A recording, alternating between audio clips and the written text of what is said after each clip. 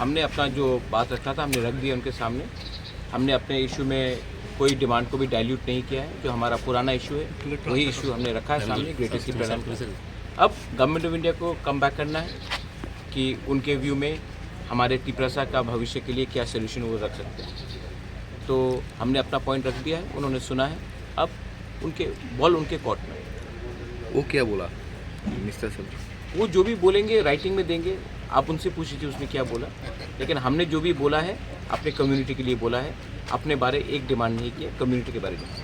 Sir, as you said, the Greater Tipraland, and you have also raised the issue of constitutional solution. What type of constitutional solution would be good for this? We have asked, according to us, a separate administration and a demand for Greater Tipraland is the final solution. And we have put that point across to him very clearly, and we have given our reasons.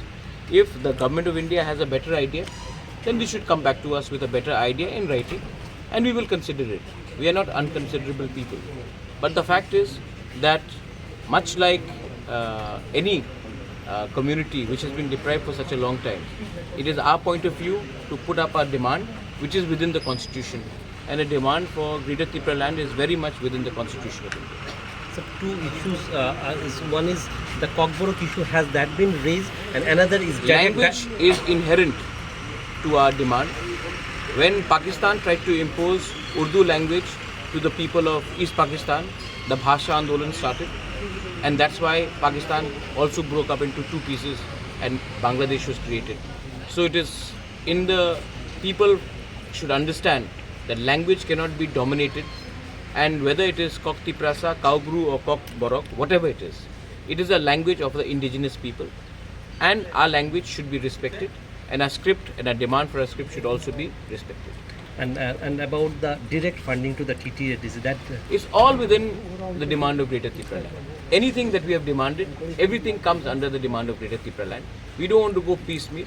Our demand is very much constitutional, and we have put up a point.